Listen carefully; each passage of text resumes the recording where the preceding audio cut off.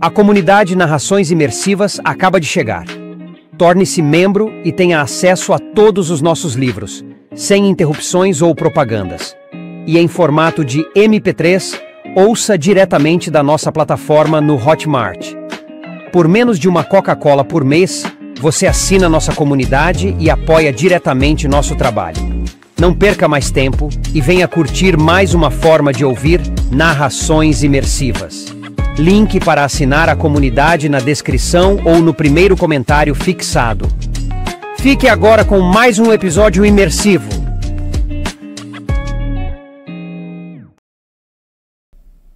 The Witcher, a saga do bruxo Geralt de Rivia. Livro 2, A Espada do Destino, de Andrei Sapkowski. Narração Mauro Ramos. 5. Acordou e, com grande surpresa, constatou que a dor na coxa cessara. Teve ainda a impressão de que parara de atormentá-lo o latejamento provocado pela pele inchada. Quis esticar o braço para tocar o ferimento, mas não conseguiu se mexer. Até se dar conta de que a única coisa que o imobilizava era o peso das peles que o cobriam. Sentira um frio e horrendo pavor percorrer sua espinha, cravando-se em suas entranhas como garras de um gavião. Ficou fechando e abrindo ritmicamente os dedos e repetindo mentalmente a si mesmo: não estou paralisado. Você acordou? Não era uma pergunta, e sim uma afirmação feita com uma voz clara e macia. Voz de mulher, certamente jovem. Virou a cabeça e gemeu, tentando erguer-se. Não se mexa.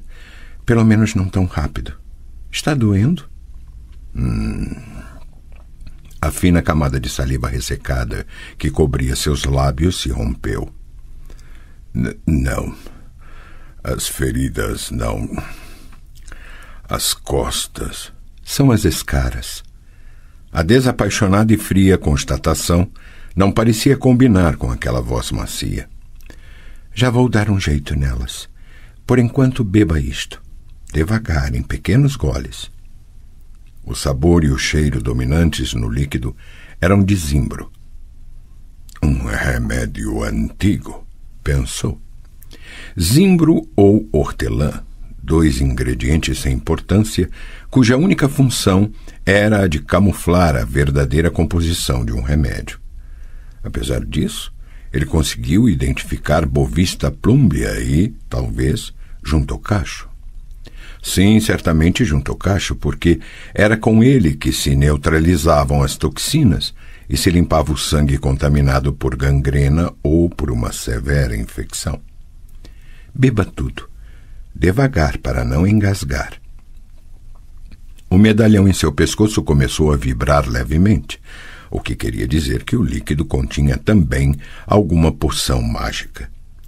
Com esforço, Geralt abriu bem os olhos. Assim, quando ela ergueu sua cabeça, pôde vê-la mais detalhadamente. Era miudinha, trajava roupas masculinas e seu rosto era pequeno e pálido. Onde estamos? Na clareira dos destiladores de piche. Com efeito, no ar podia-se sentir o cheiro de alcatrão. O bruxo ouviu vozes provenientes da direção da fogueira. Alguém acabara de jogar nela mais gravetos secos, e uma imensa chama ergueu-se com estrondo. Geralt aproveitou a repentina claridade para olhar mais atentamente para a mulher. Seus cabelos estavam presos por uma tira de couro de cobra. Os cabelos. Uma sufocante dor na garganta e no manúbrio do externo. Mãos repentinamente crispadas. Seus cabelos eram ruivos que, à luz da chama da fogueira, pareciam ser vermelhos como cinábrio. Está doendo? A mulher detectara sua emoção, porém, sem saber o motivo. Já. Um momento. Geralt sentiu uma repentina onda de calor emanando das mãos da mulher, espalhando-se por suas costas e descendo até as nádegas. Vamos virá-lo, disse ela. Não tente fazer isso sozinho. Você ainda está muito fraco. Ei, alguém pode vir aqui para me ajudar? Passos, sombras, silhuetas. Alguém se inclinou sobre ele. Jurga. Como o senhor está se sentindo? Melhor? Ajude-me a virá-lo de barriga para baixo, falou a mulher, mas com cuidado e devagar. Assim, ótimo. Obrigada. Deitado de bruços, Geralt não precisava olhar mais para ela. Não precisava mais correr o risco de encontrar seus olhos. Acalmou-se e conseguiu controlar o tremor das mãos. Ela poderia tê-lo pressentido. Ouviu o som metálico das fivelas de sua bolsa e o barulho provocado pelo choque de frascos com potes de porcelana. Ouviu sua respiração e sentiu o calor de sua coxa, já que ela estava ajoelhada bem perto dele. Não podendo mais suportar o prolongado silêncio, indagou. Minha ferida lhe deu muito trabalho? Sim, bastante, respondeu ela friamente. É o que costuma ocorrer com ferimentos provocados por mordidas.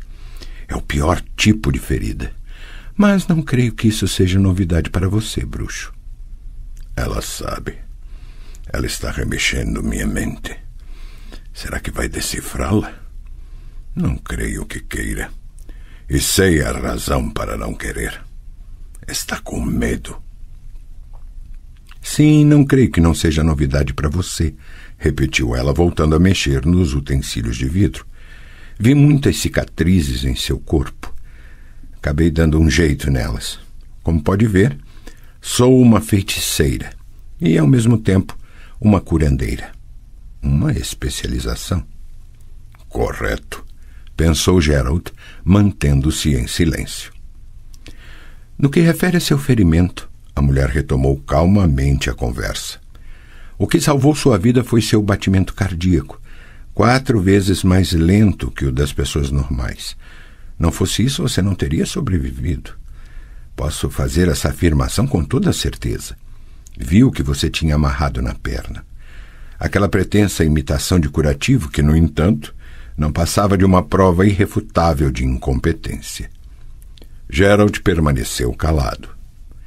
Depois, continuou a curandeira, suspendendo a camisa do bruxo até a nuca, você teve uma infecção típica de ferimentos produzidos por mordidas. Ela foi detida a tempo. O elixir que você tomou ajudou? Sem dúvida. Mas não consigo compreender por que você ingeriu também drogas alucinógenas. Fartei-me de ouvir seus delírios, Geralt de Rivia. Ela está lendo minha mente, pensou. Apesar de tudo, está lendo. Ou será que Jurga lhe revelou meu nome? Talvez eu mesmo tenha falado demais sobre o efeito da gaivota negra. Ninguém sabe. Mas de nada lhe servirá conhecer meu nome. De nada. Ela não sabe quem sou. Não tem a mais vaga ideia. Sentiu ela friccionar delicadamente suas costas com uma fria pomada cheirando a cânfora. Suas mãos eram pequenas e muito macias. Perdoe-me por fazer isso da maneira clássica, falou. Eu poderia curar suas escaras com magia, mas gastei muita energia tratando de sua perna e não estou me sentindo muito bem. Fechei e suturei tudo o que podia em sua ferida e você já não corre mais perigo algum naquela região. No entanto, não se levante nos próximos 2 dias. Mesmo quando cozidas com magia, as veias e artérias teimam em se abrir, provocando severas hemorragias internas. Obviamente, a cicatriz ficará para sempre. Mais uma para sua coleção. Obrigado. Agradeceu Geralt, com a bochecha encostada nas peles para distorcer a voz e camuflar sua artificial sonoridade. Posso saber a quem estou agradecendo? Ela não vai me dizer, pensou. Ou então vai mentir. Chamam-me Vizena. Sei disso. Fico feliz. disse ele sempre com a bochecha encostada nas peles. Pelo fato de nossos caminhos terem se cruzado, Vizena. Foi por mero acaso, respondeu ela com indiferença, colocando de volta a camisa em suas costas e cobrindo-a com um casaco de lã. A notícia de que meus serviços eram necessários chegou a mim pelos guardas da fronteira, e eu tenho esse estranho costume de vir sempre quando alguém precisa de mim. Agora ouça com atenção. Vou deixar esta pomada com aquele mercador. Peça a ele que a friccione em suas costas 2 vezes ao dia, de manhã e ao anoitecer. Ele afirma que você lhe salvou a vida, portanto é a sua vez de retribuir. E quanto a mim, como eu poderia recompensar você, Vizena? Não falemos disso. Eu não cobro dos bruxos. Se quiser, pode chamar isso de solidariedade profissional e de simpatia. E em razão dessa simpatia, quero que aceite um conselho de amiga ou, se preferir, uma recomendação de curandeira. Pare de tomar alucinógenos. Essas drogas não curam nada. Obrigado, Vizena, pela ajuda e pelo conselho. Obrigado por tudo. Geralt tirou o braço de debaixo das cobertas de pele e tateou o joelho de Vizena, que tremeu lentamente, pegando sua mão e apertando-a de leve. Ele liberou delicadamente os dedos e alisou com eles seu antebraço. Como esperava, a pele de Vizena era lisa como a de uma jovem. Voltou a colocar os dedos em sua mão, apertando-a com força. O medalhão em seu pescoço vibrou e se moveu. Obrigado, Vizena, repetiu, controlando o tremor da voz. Estou realmente feliz por nossos caminhos terem se cruzado. Foi por mero acaso, disse ela, mas sem a frieza anterior.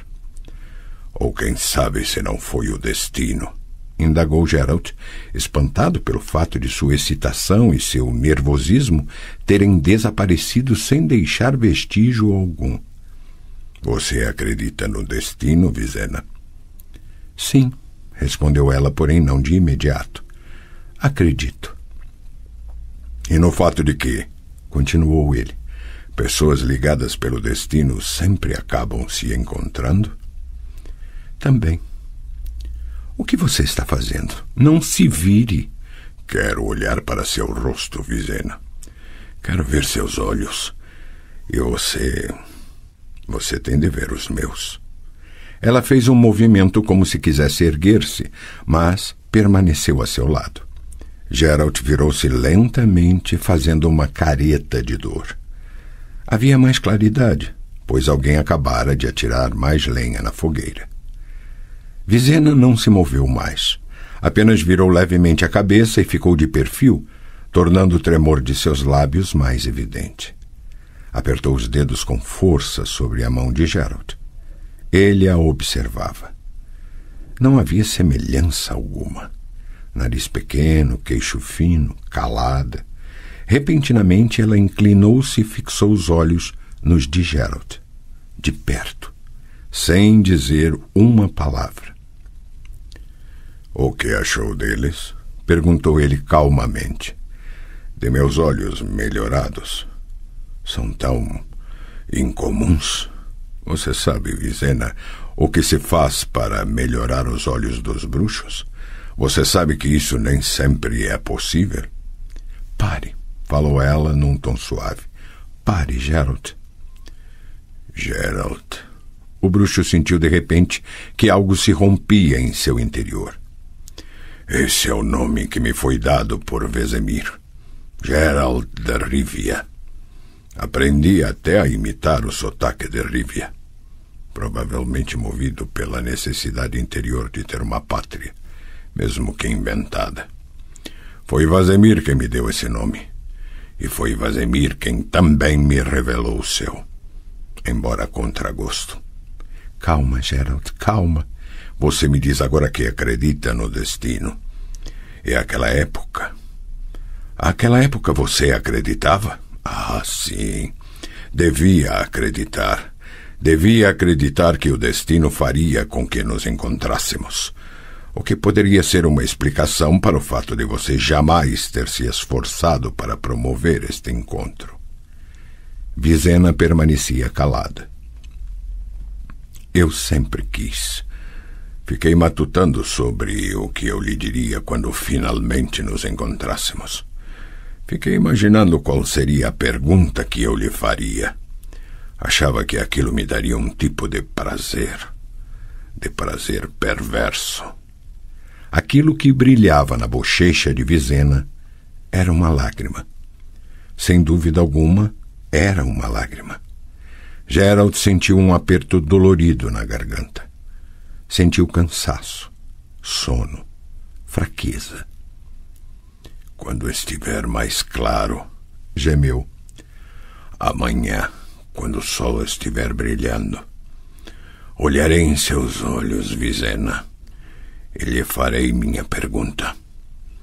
Ou não a farei porque é tarde demais. O destino? Sim, Yen estava certa. Não basta ser predestinado. É preciso algo mais. Mas amanhã olharei diretamente em seus olhos, sob o brilho do sol. Não, respondeu ela com voz doce e baixa, aveludada, que feria, que arranhava camadas de lembranças que não havia mais, que nunca estiveram presentes, mas que, no entanto, existiram. Sim, protestou ele. Sim, é o que quero. Não. Agora você vai adormecer e, quando despertar, não vai mais querer. Com que intuito deveríamos mirar-nos sob o brilho do sol? O que mudará isso? Não é possível voltar para trás nem mudar o que quer que seja. Qual o sentido em fazer-me perguntas, Gerald? Será que o fato de eu não poder responder a elas lhe dará mesmo aquele perverso prazer? O que ganharemos ao nos ferirmos mutuamente? Não vamos olhar um para o outro sob o brilho do sol. Durma, Gerald. Aliás, não foi Vazemir quem lhe deu esse nome. Embora tal detalhe, assim como todo o resto, nada mude nem faça voltar ao que era. Eu queria que você soubesse. Fique bom. Cuide-se. E não tente procurar-me. Vizena. Não, Gerald. Agora você vai adormecer. E eu terei sido seu sonho. Adeus. Não, Vizena. Adormeça. Na aveludada voz soou uma discreta ordem que quebrava qualquer resistência, rasgando-a como a um tecido. Um repentino calor emanou de sua mão. Adormeça.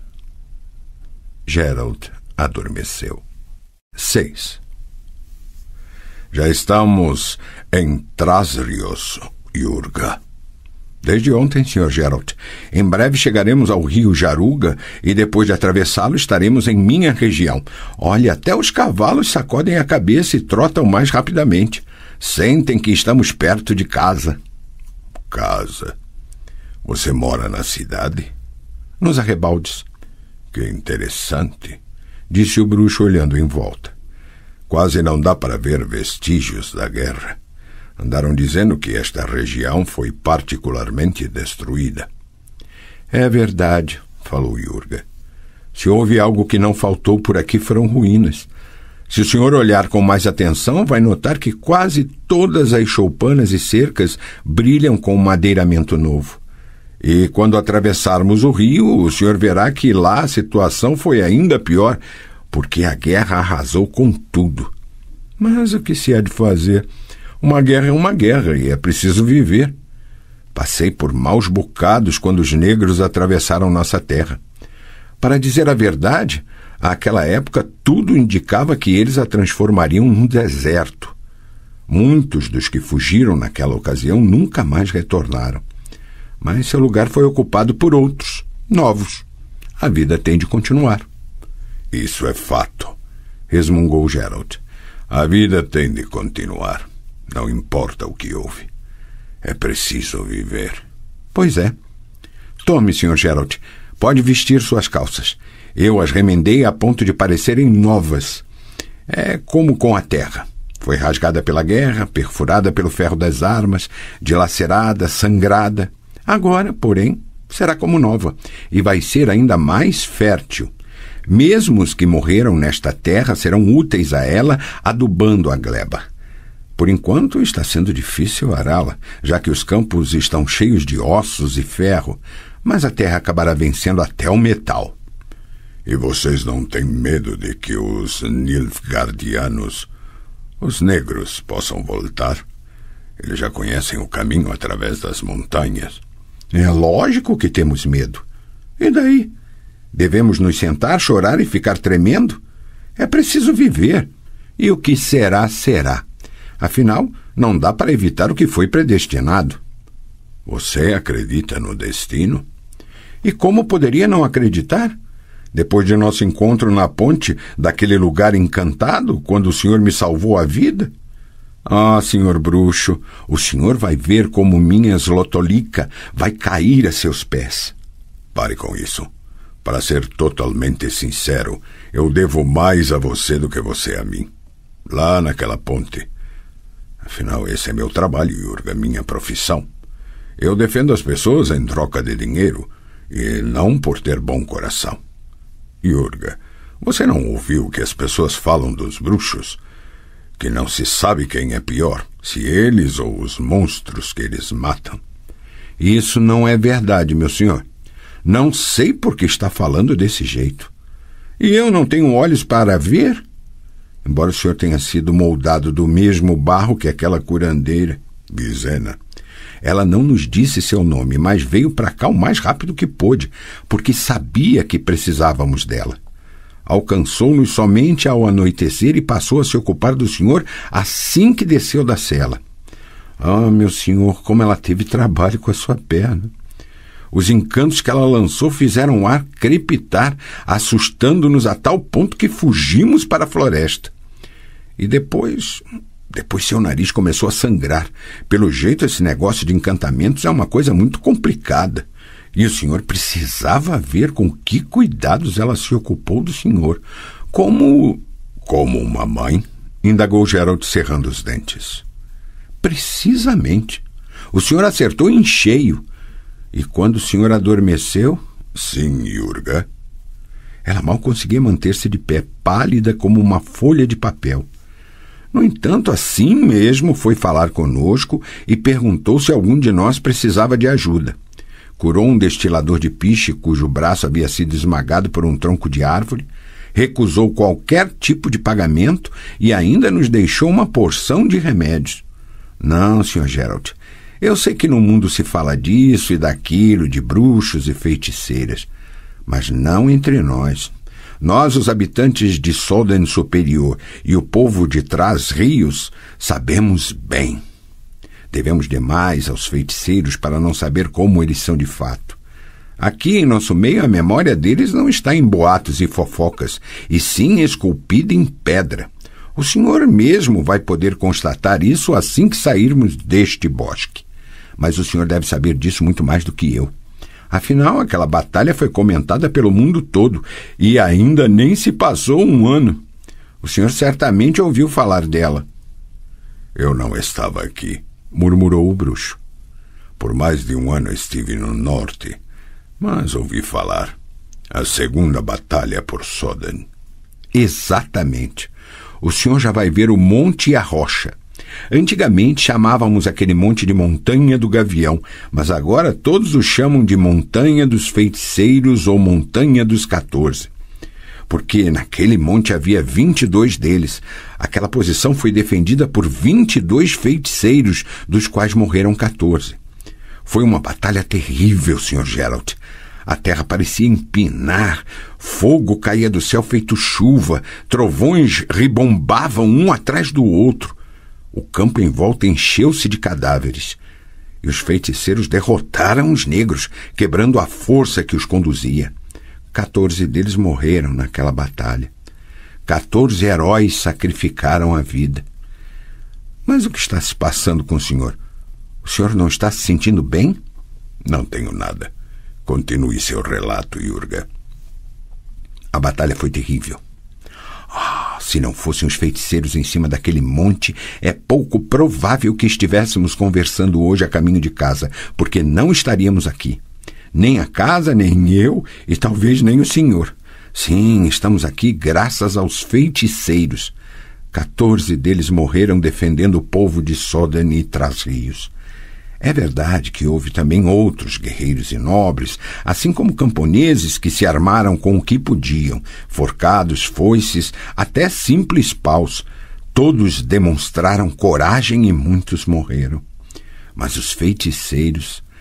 Para um guerreiro, o ato de morrer numa batalha é algo normal, pois foi essa a profissão que ele escolheu, além de a vida ser curta de qualquer maneira. Mas os feiticeiros, que podem viver tanto tempo quanto quiserem, não hesitaram nem por um momento. Não hesitaram, repetiu o bruxo, esfregando a testa com a mão. Eles não hesitaram. E eu estava no norte. O que há com o senhor? Nada. Sim. E agora nós, todos os habitantes da região, levamos flores a esse monte. E no mês de maio, durante Beltane, arde em seu topo um fogo que arderá por séculos e séculos, assim como aqueles 14 viverão eternamente na memória de nosso povo. E viver assim, na memória das pessoas, é algo mais. Algo mais, Sr. Geralt. Você tem razão, Jurga. Todas nossas crianças conhecem de cor os nomes daqueles 14, gravados numa pedra que fica no topo do monte. O senhor não acredita? Então ouça. Axel, chamado de o escravo, Tris Merigold, Atlan Kerk, Vanielle de Bruges, Dagoberto de Vola. Pare, Jurga. O que aconteceu? O senhor está pálido como a morte. Nada. 7. Caminhava morro acima devagar, com cuidado e atento ao trabalho dos tendões e músculos no ferimento curado por magia. Embora a ferida parecesse estar totalmente sanada, Geralt continuava protegendo a perna e não arriscava apoiar nela todo o peso de seu corpo. Fazia calor e o cheiro da vegetação subia-lhe à cabeça, deixando-o atordoado, mas atordoado de maneira agradável. O obelisco não ficava no centro do platô, no topo do monte. Estava recuado atrás de um círculo formado por pedras de arestas pontudas. Caso tivesse subido até lá pouco antes do pôr do sol, a sombra do menir caindo sobre o círculo de pedras estaria mostrando precisamente seu centro e indicando a direção na qual estavam virados os rostos dos feiticeiros durante o desenrolar da batalha. Geralt olhou naquela direção, na direção dos infindáveis campos ondulados. Se ali ainda havia ossos dos que pereceram, e certamente havia, eles estavam ocultos pelos caules da grama. Um solitário gavião com asas estendidas descrevia círculos no céu sobre o monte, o único ponto móvel numa paisagem esmorecida pelo calor. O obelisco tinha uma base bastante larga. Para abraçá-la seria preciso que pelo menos 4 ou 5 homens se dessem as mãos. Era mais do que claro que jamais poderia ter sido levada ao topo do monte sem a ajuda de magia. A face do menir virada para o círculo de pedras era polida e continha caracteres rúnicos, os nomes dos 14 que ali tombaram. Geralt aproximou-se devagar. Jurga não mentira. Junto da base do obelisco jaziam pencas de flores, simples flores do campo. Papoulas, malvas, lupinos, miosotes. Os nomes dos 14. Leu lentamente, de cima para baixo, enquanto diante de seus olhos apareciam os rostos daqueles que conhecera. Tris Merigold, a alegre feiticeira de cabelos castanhos, sempre rindo e mais parecendo uma adolescente. Gostava dela e ela dele.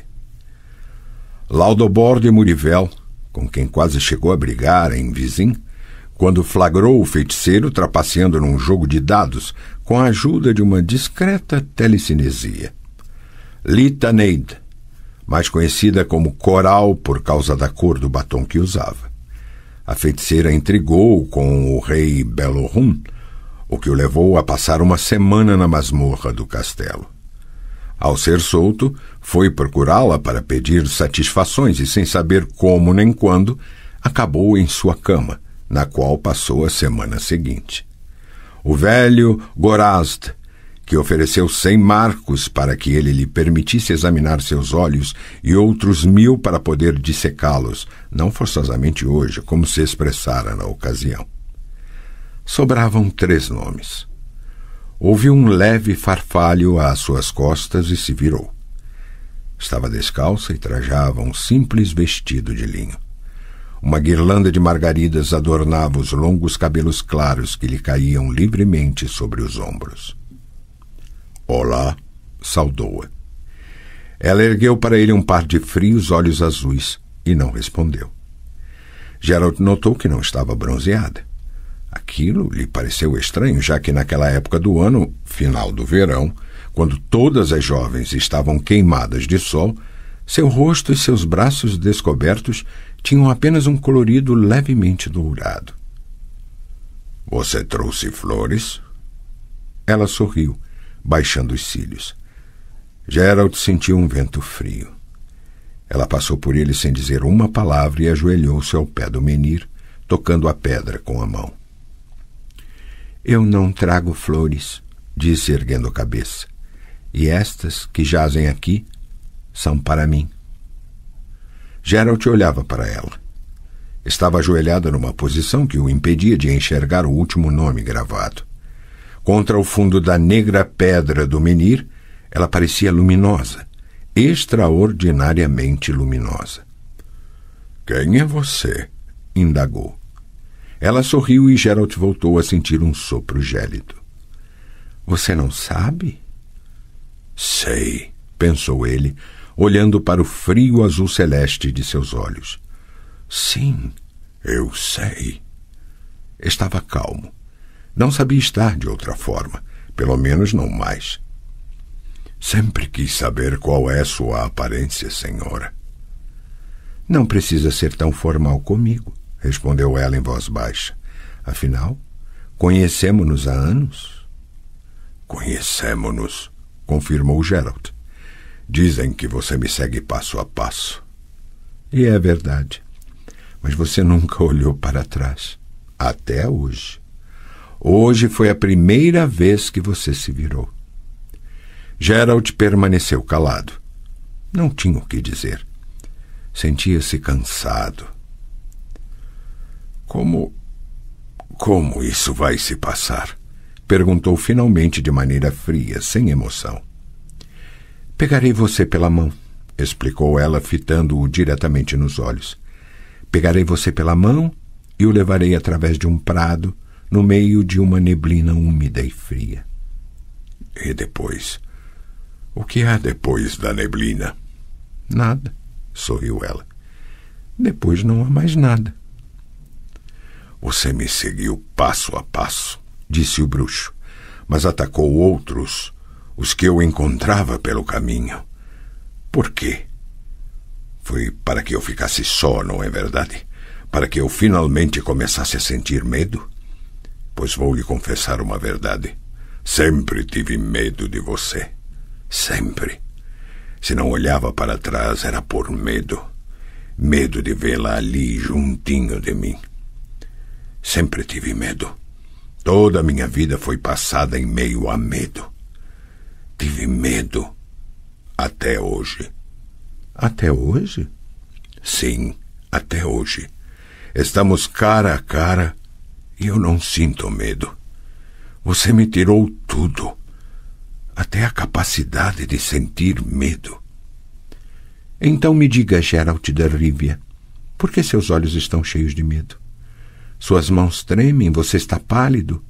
Por quê? Você tem tanto medo assim do último nome, do 14º nome gravado no obelisco? Se quiser, posso revelá-lo a você. Não precisa. Sei qual é. O círculo está se fechando. A serpente está cravando os dentes na própria cauda. É assim que deve ser. Você e aquele nome. E flores. Para ela e para você. O 14º nome gravado na pedra. O nome que pronuncio no meio da noite e sob o brilho do sol, no frio, no calor e na chuva. Não tenho medo de proferi-lo agora. Então, o profira. Yennefer. Yennefer de Vergenberg. E as flores são para mim. Vamos acabar com isso de uma vez por todas, falou ele com esforço. Pegue-me pela mão. Ela se ergueu e se aproximou. Geralt sentiu o frio que dela emanava, um frio agudo e penetrante. Não hoje, afirmou. Um dia, sim, mas não hoje. Você tirou tudo de mim.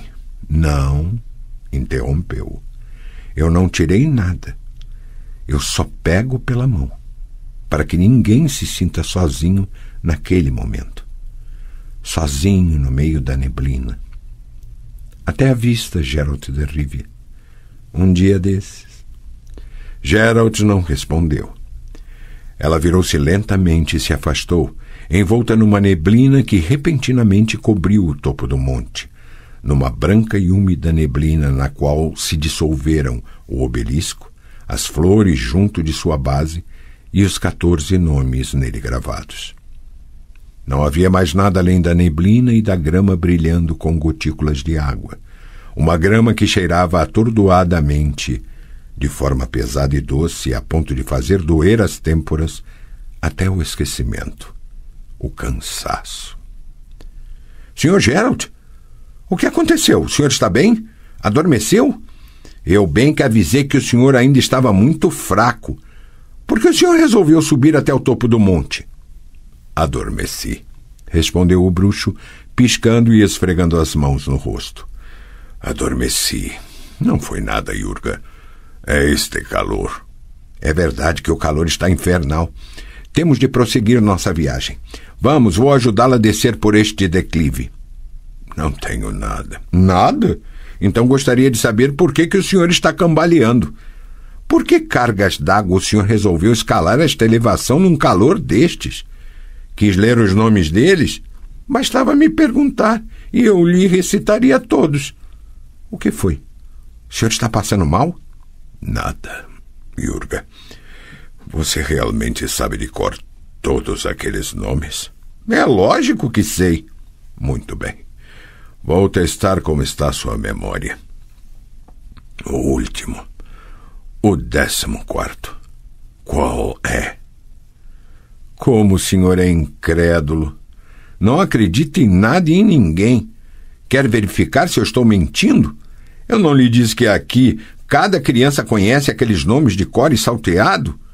O senhor quer saber o último? Pois não. O último é Jol Greten, de Carreiras. O senhor o conheceu? Geralt esfregou as pálpebras com o dorso da mão e olhou para o menir. Para todos os nomes. Não, respondeu. Não conheci. 8. Sr. Geralt? Sim, Jurga. O mercador inclinou a cabeça e ficou calado por um tempo, enrolando no dedo uma fina tira de couro com a qual consertava a sela do bruxo. Por fim, ergueu a cabeça e cutucou as costas do cocheiro. Monte nos cavalos, Pockvit. Eu mesmo vou conduzir a carroça. Sente-se na boleia, Sr. Geralt. Quanto a você, Pockvit, não precisa ficar cavalgando a nosso lado. Queremos conversar e não precisamos de seus ouvidos. Plotka, trotando atrás da carroça, deu um relincho e um puxão na corda que prendia ela.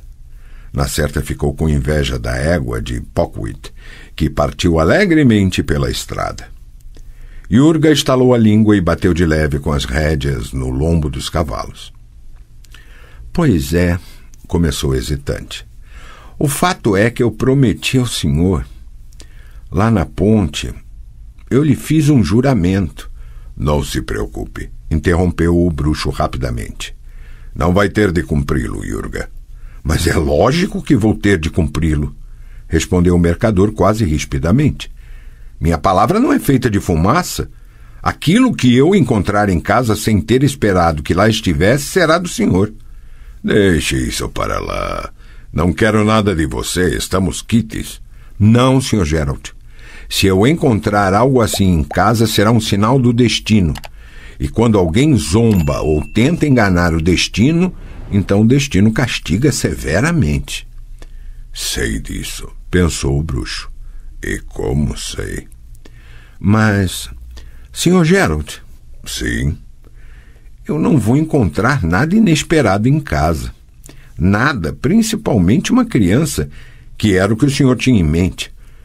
É preciso que saiba, Sr. Bruxo, que minha mulher, Zlotolika, não pode ter mais filhos após o nascimento do segundo. Portanto, queiramos ou não, não haverá lá uma criança. Pelo jeito, o senhor errou de alvo, Sr. Geralt. O bruxo não respondeu. Jurga também se manteve em silêncio. E Plotka relinchou mais uma vez, sacudindo a cabeça. No entanto, eu tenho 2 filhos, falou por fim o mercador, olhando em frente para a estrada. 2 rapazes sadios e espertos. Está mais do que na hora de encaminhá-los como aprendizes de uma arte ou de um ofício. Pensei em o primeiro se especializar comigo na arte do comércio. Já o segundo... Geralt ficou calado.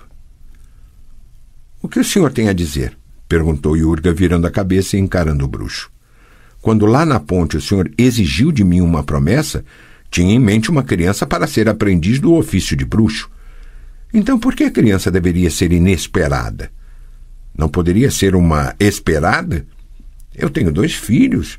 Um deles poderia estudar para se tornar um bruxo. É uma profissão como outra qualquer, nem melhor nem pior. Você tem certeza, murmurou Geralt, de que ela não é pior? Jurga semicerrou os olhos. Defender pessoas e lhes salvar a vida é uma coisa boa ou ruim? E aqueles 14 no topo do monte? E o senhor naquela ponte estava praticando bem ou mal? Não sei, respondeu o bruxo com esforço. Não sei, Jurga. Em alguns momentos acho que sei, mas em outros sou assolado por dúvidas. Você gostaria que seu filho tivesse esse tipo de dúvidas? Pois que as tenha, retrucou o mercador com toda a seriedade.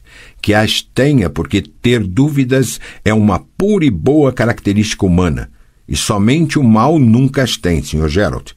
Além disso, ninguém escapa ao que lhe foi predestinado. O bruxo nada disse. A estrada serpenteava ladeando uma alta escarpa, passando debaixo dos ramos de bétulas, que, embora inclinadas, mantinham-se presas quase milagrosamente ao vertical talude. Suas folhas estavam douradas. Outono, pensou Geralt. Novamente outono. No fundo do vale brilhava um rio. Viam-se o novo posto fronteiriço, os telhados das choupanas e os desbastados pilares do pier. Ouvia-se o rangido de uma grande roda.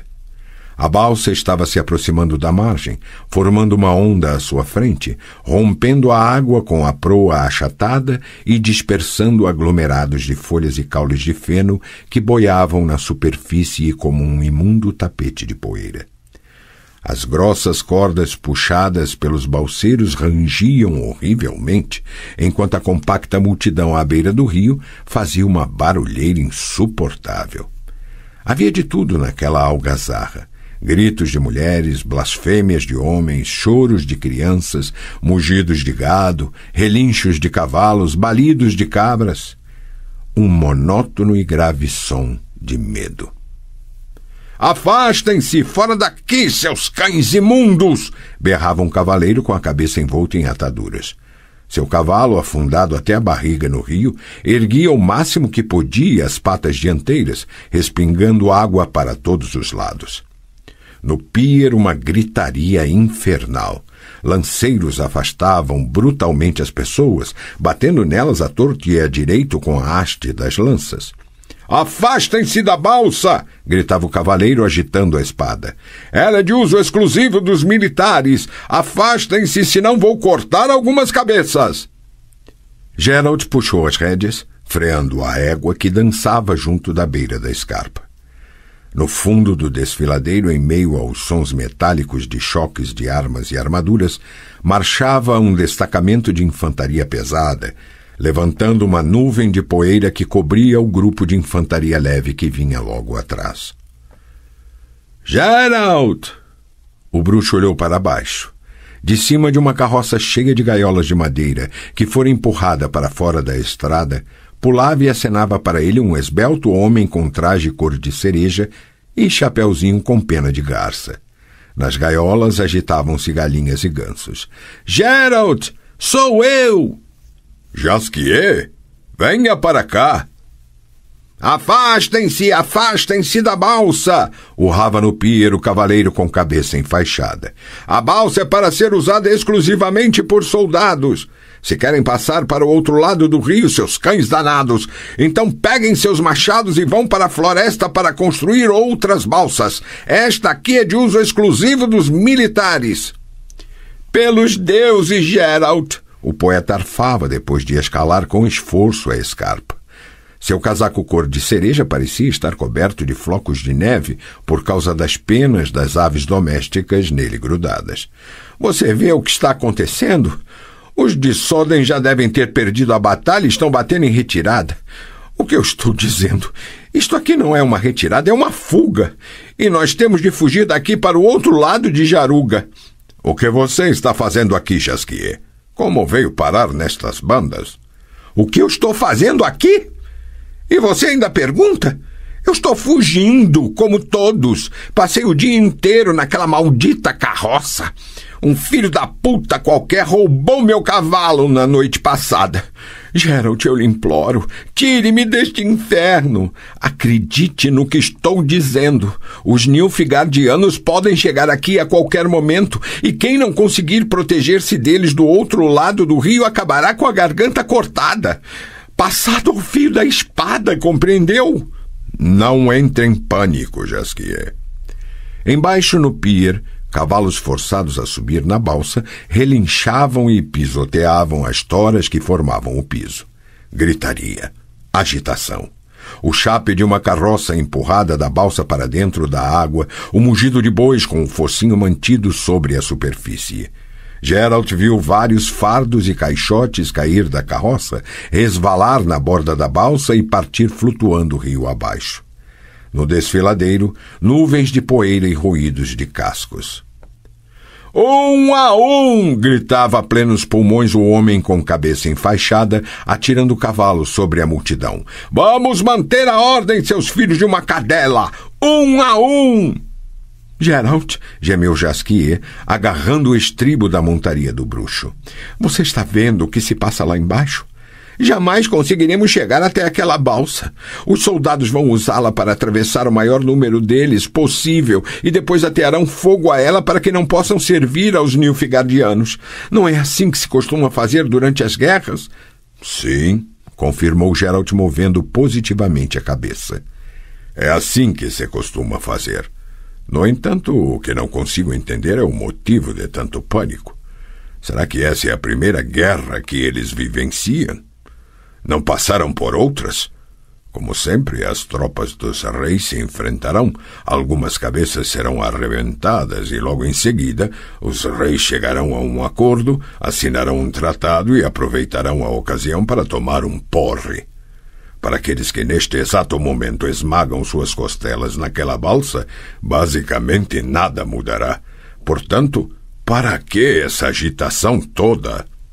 Jasquier, sem soltar o estribo, olhou para ele fixamente.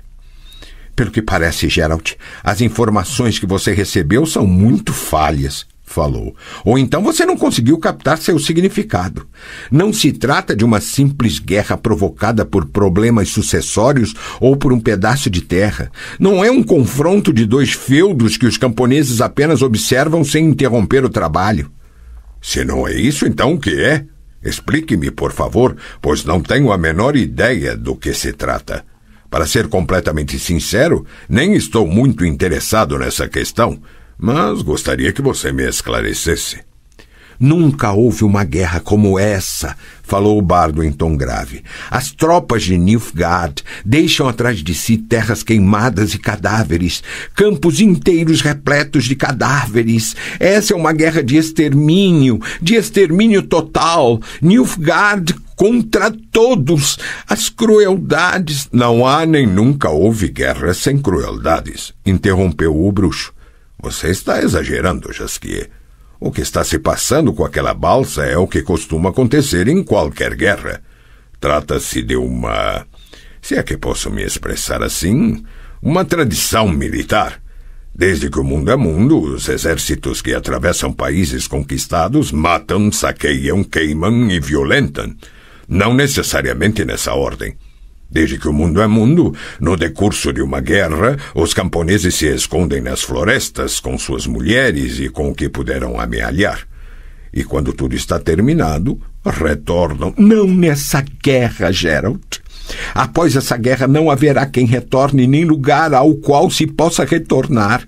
Nilfgaard deixa atrás de si apenas cinzas e cadáveres. Forcas e estacas estendem-se por milhas ao longo das estradas. Colunas de fumaça erguem-se aos céus até onde a vista pode alcançar.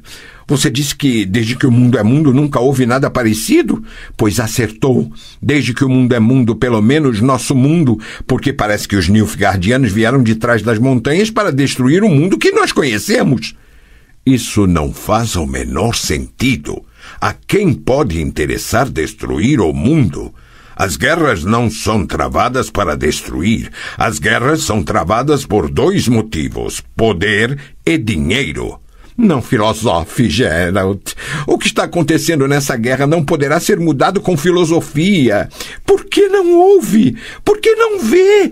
Por que não quer compreender? Acredite em mim, o rio Jaruga não conseguirá deter o avanço dos Nilfgaardianos.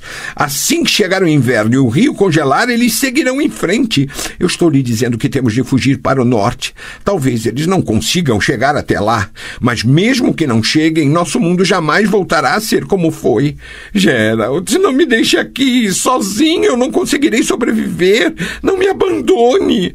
Você deve ter endoidado de vez, respondeu o bruxo, inclinando-se na cela. Só tendo enlouquecido de medo é que você poderia pensar que eu o abandonaria. Dê-me sua mão e salte para a garupa. Não temos o que fazer aqui, pois jamais conseguiremos subir na balsa. Vou levá-lo rio acima, onde poderemos achar um barco ou uma jangada. Os Nilfgaardianos vão nos cercar. Estão muito próximos. Você viu aquele destacamento de cavalaria? Era óbvio que estava vindo diretamente do campo de batalha. Devemos seguir rio abaixo na direção da saída do Ina. Pare de ser ave de mau agouro. Você vai ver que conseguiremos passar por eles. Se seguirmos a correnteza, estaremos nos deslocando com uma multidão de fugitivos. Não encontraremos nenhum barco livre e nos meteremos numa situação igual a daqui a cada balsa que chegarmos. Devemos ir no sentido inverso, contra a corrente. Não precisa ter medo. Eu lhe asseguro que você chegará ao outro lado do rio, nem que seja num tronco de árvore. Mas mal dá para ver a outra margem. Pare de se lamuriar. Já lhe disse que vou conseguir que você atravesse o rio. E quanto a você, pule no cavalo, Jaskier. Conversaremos pelo caminho. Só que sem esse saco. Quer quebrar o lombo de Plotka? Esta é Plotka? Plotka era baia, enquanto esta é zaina. Todas as éguas que tive se chamavam Plotka. Você está cansado de saber disso, portanto não me enrole. Jogue fora esse saco. O que você tem nele, afinal? Ouro? Manuscritos, poemas e um pouco de comida. Jogue-o no rio. Você terá a oportunidade de escrever novos versos. E no que se refere à comida, vou repartir a minha com você. Jaskier adotou um ar triste, mas não perdeu tempo, atirando com ímpeto o saco no rio. Saltou sobre a garupa do cavalo e agarrou-se ao cinturão do bruxo. Vamos em frente, Geralt, apressou nervoso. Não percamos tempo e entremos na floresta antes... Pare com isso, Jaskier, porque seu pânico está começando a contagiar Plotka. Não brinque com coisas sérias. Se você tivesse visto que eu... Cale a boca de uma vez por todas. Já estamos a caminho. Quero arrumar uma travessia para você antes que escureça. Para mim? E você? Eu tenho alguns assuntos para resolver deste lado do rio. Você deve ter enlouquecido, Geralt. Resolveu morrer de repente? Que tipo de assuntos? Assuntos que não têm nada a ver com você.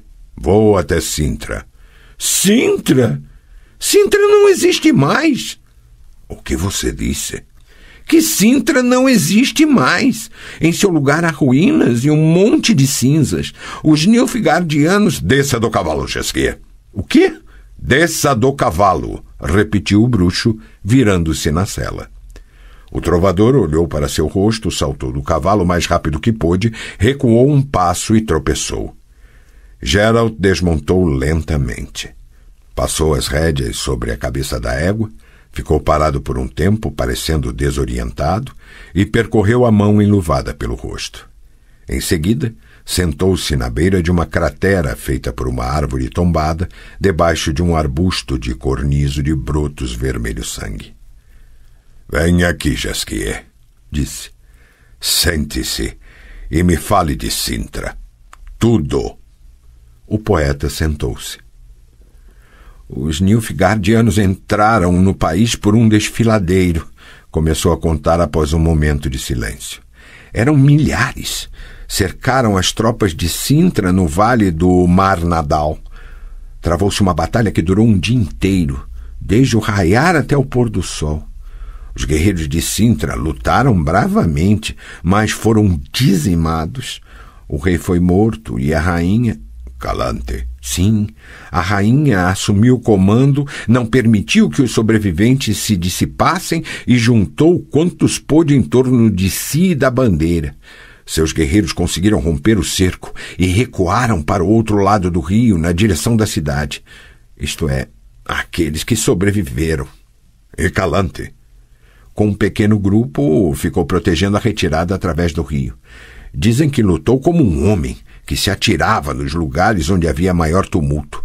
Ao atacar a infantaria nilfgaardiana, teve sua armadura perfurada pelas lanças do inimigo. Gravemente ferida, foi levada para a cidade. O que é nesse cantil, Geralt? Vodka. Quer um gole? É lógico. Continue. Conte-me tudo. O fato é que a cidade nem chegou a se defender. Não houve cerco, pois não havia quem pudesse assumir a defesa nas muralhas. Os cavaleiros que sobreviveram com suas famílias e a rainha embarricaram-se no castelo. Os Nilfgaardianos não tiveram dificuldade em derrubar as barricadas, pois seus feiticeiros fizeram voar pelos ares o portão principal e boa parte dos muros. Resistiu apenas a torre defensiva, aparentemente protegida por poderosos feitiços, porque não sucumbiu à magia dos Nilfgaardianos.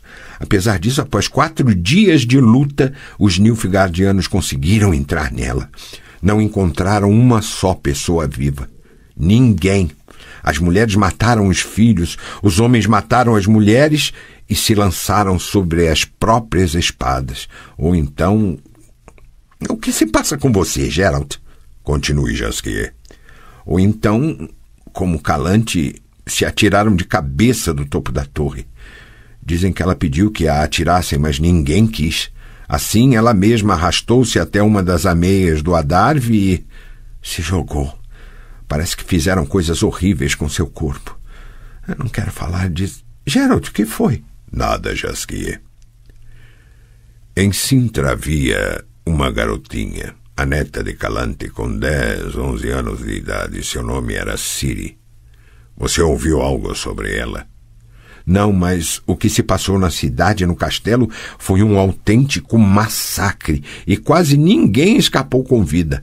Além disso, conforme já lhe falei, todos os que defendiam a torre morreram. A maior parte das mulheres e crianças das famílias mais nobres abrigou-se exatamente lá. O bruxo ficou calado. A tal Calante, você a conhecia? Indagou Jaskier. Sim. E Ciri, a menininha da qual você perguntou? Também. Uma rajada de vento vinda do rio enrugou a superfície da água, sacudiu galhos das árvores e fez cair centenas de folhas. Outono, pensou o bruxo. Novamente outono. Levantou-se. Você acredita no destino, Jasquier? O trovador ergueu a cabeça e o encarou com olhos arregalados. Por que você pergunta? Responda. Pois bem, acredito. E você sabe que o destino por si só não é suficiente? Que é preciso algo mais? Não compreendo. Você não é o único a não compreender, pois saiba que é assim mesmo. É preciso algo mais. O problema é que eu nunca saberei o quê. O que está acontecendo com você, Geralt? Nada. Venha, monte na garupa. Não vamos desperdiçar o dia. Não temos ideia de quanto tempo levaremos para encontrar um barco, e vamos precisar de um barco grande, porque não pretendo abandonar Plotka. Quer dizer que vamos atravessar o rio juntos? Alegrou-se o poeta. Sim, pois não tenho mais nada a procurar deste lado do rio. Agarrou-a fortemente pela cintura, ergueu-a do chão e girou-a no ar. Estou aqui, Zlotolika. Voltei. Jurga. Voltei. Pessoal, abram as portas. O patrão voltou. Oh, Zlotolika. Estava molhada e cheirava a sabão. Na certa, estivera lavando roupa. Jurga colocou-a no chão, mas mesmo assim ela não o soltou, permanecendo agarrada a seu corpo, trêmula e cálida. Vamos para casa, Zlotolika. Pelos deuses, você voltou. Passei noite sem dormir. Jurga, passei noite sem dormir. E eu voltei. E voltei rico, Zlotolika. Está vendo a carroça? Ei, Porcoit, cruze a porteira. Está vendo a carroça, Zlotolika? Trago muitos produtos para... Jurga, não estou interessada na carroça e em seu conteúdo. Você voltou inteiro, com saúde. E rico, estou lhe dizendo. Você já vai ver. Jurga, e quem é ele? Aquele vestido de preto? Pelos deuses, ele tem uma espada. O mercador olhou para trás. O bruxo desmontara e, virado de costas, fingia estar arrumando algo nos estribos. Não olhava para eles nem se aproximava. Vou lhe contar mais tarde. Oh, Zlotolika, se não fosse ele... E como estão as crianças? Sadias? Sadias, Jurga, sadias. Elas foram para o campo caçar passarinhos, mas os vizinhos já devem tê-las avisado que você voltou e logo, logo o trio todo estará aqui. Trio? O que é isso, Zlotolika? Por acaso... Não... Mas há uma coisa que preciso lhe contar. Você não vai ficar bravo comigo? Eu? Bravo com você? É que eu acolhi uma menininha, Jurga. Peguei-a dos druidas, você sabe. Aqueles que depois da guerra ficaram recolhendo nas florestas crianças órfãs e sem teto, quase mortas de fome. Jurga, você está zangado? Jurga levou a mão à testa e se virou. O bruxo caminhava lentamente atrás da carroça, conduzindo seu cavalo. Não olhava para eles, mantinha a cabeça virada para o outro lado. Jurga? Oh, deuses! Gemeu o mercador. Oh, deuses, Zlotolika! Algo que eu não esperava! Em casa! Não fique zangado, Jurga. Você vai gostar dela. A menininha é esperta, simpática, trabalhadeira, um pouco esquisita. Não quer dizer de onde vem e, quando perguntada, se põe a chorar. Então parei de perguntar. Jurga, você sabe como sempre quis ter uma filha. Jurga, o que está se passando com você? Nada, respondeu o mercador com voz baixa. Nada. É o destino. Durante toda a viagem ele ficou falando enquanto dormia ou delirando em febre. Destino, destino e mais destino. Pelos deuses. É um assunto para mentes melhores que as nossas, Zlotolika. Não temos a capacidade de entender o que pensam pessoas como ele, com o que sonham. São coisas além de nossas mentes. Papai! Nadibor, Sulik, como vocês cresceram! Parecem 2 tourinhos. Quero abraçá-los, venham aqui. Interrompeu-se ao ver uma pequena e magrinha figura de cabelos acinzentados que vinha lentamente atrás dos 2 garotos.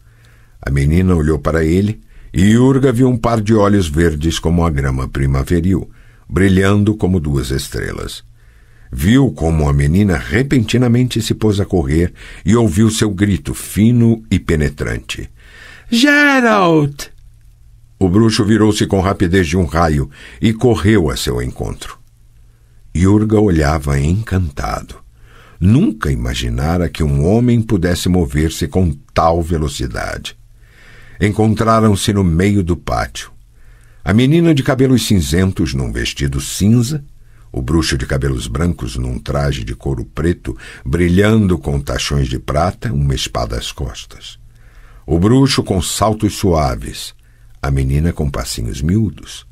O bruxo de joelhos, os finos bracinhos da menina em volta de seu pescoço, os cabelos cinzentos caídos nos ombros.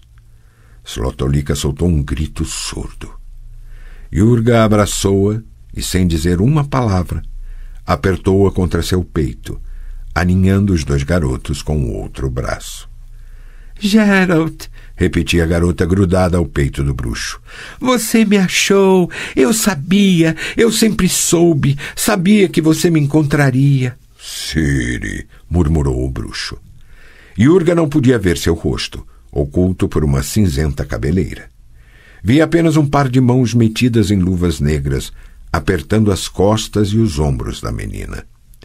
Você me encontrou. Oh, Geralt, quanto tempo eu esperei. Foi uma espera muito longa. Agora ficaremos juntos, não é verdade? Ficaremos juntos para valer, não é? Diga, Geralt, para sempre, diga. Para sempre, Ciri. Assim como diziam, Geralt, assim como diziam. Sou seu destino? Diga, Geralt, sou seu destino. Yurga viu os olhos do bruxo e espantou-se. Ouvia o silencioso choro de Slotolika, sentindo o tremor de seus ombros. Ficou olhando para o bruxo, aguardando tenso sua resposta. Sabia que não compreenderia seu significado, mas ficou aguardando. Sua espera foi recompensada. Você é algo mais, Ciri. Algo mais.